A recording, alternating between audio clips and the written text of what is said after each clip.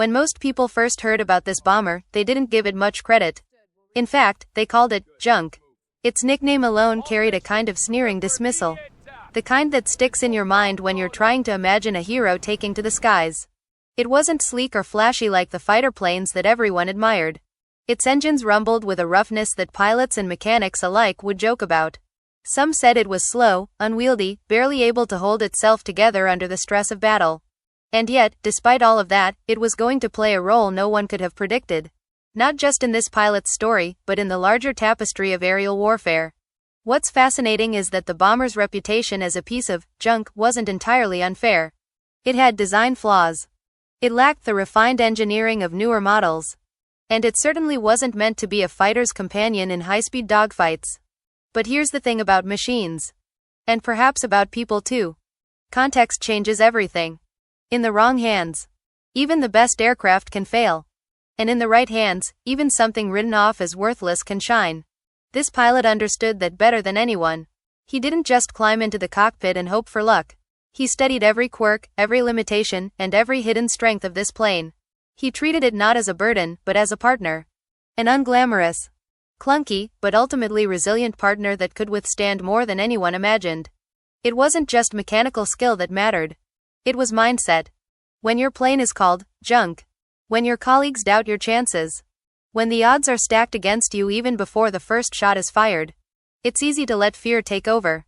But this pilot had a different philosophy. He knew that confidence and preparation could turn perception on its head. Where others saw flaws, he saw opportunity. Where others saw a slow, lumbering target, he saw a stable platform for precise maneuvers. A dependable machine that, if handled correctly, could survive hits that might have shredded more fragile aircraft. The bomber's design actually offered certain advantages in combat situations that a fast, nimble fighter might lack. Its robustness, its ability to absorb damage, and the strategic placement of its defensive guns became crucial tools in the hands of someone who truly understood the craft. And make no mistake, this was no casual encounter in the air. The skies over the Pacific were unforgiving, filled with enemy fighters that moved with deadly precision and relentless intent. Japanese Zeros were celebrated for their agility, speed, and firepower, and in large numbers, they were a nightmare for any bomber.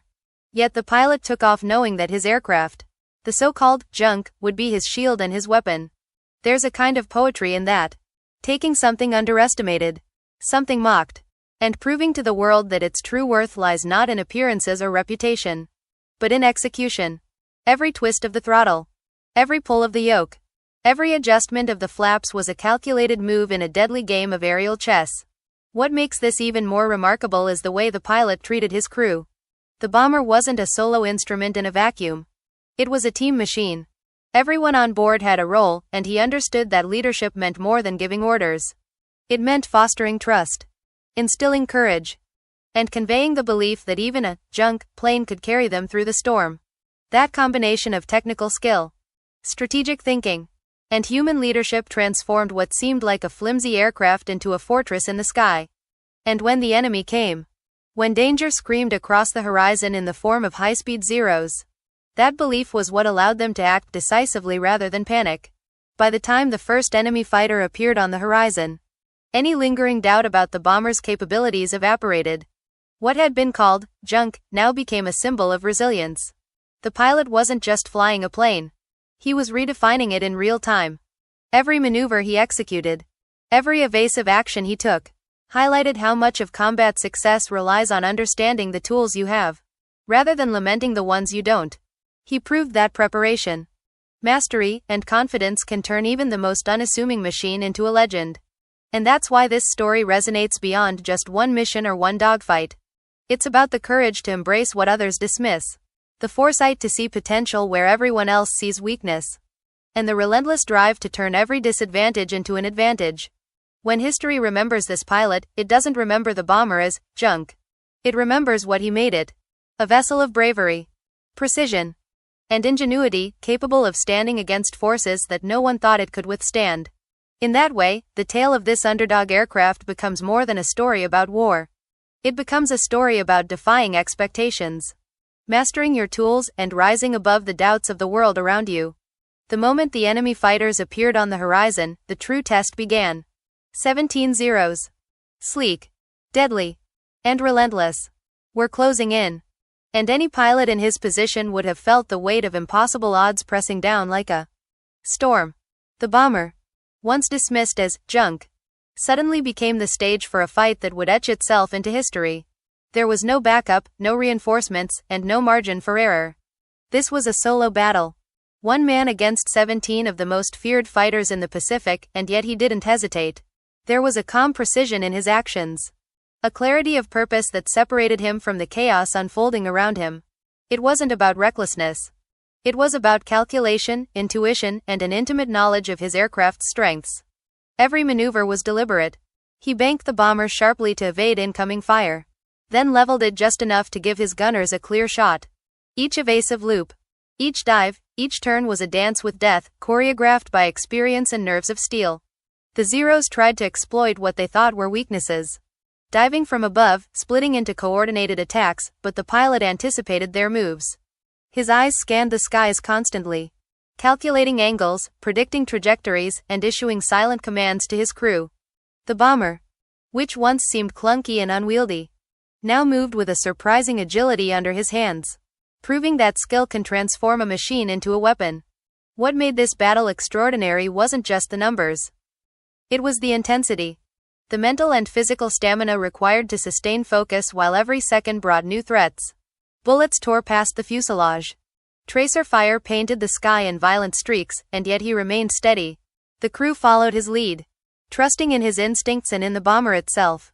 Even as explosions shook the plane and smoke began to fill the cabin. Every defensive gunner had a target, and every target mattered. He coordinated their fire with seamless efficiency, ensuring that no enemy fighter could approach without consequences. In a moment when fear could have frozen him, he turned it into action, into strategy, into survival.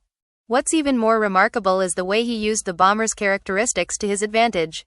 The plane's size, which once seemed cumbersome, became a shield against the most aggressive attacks.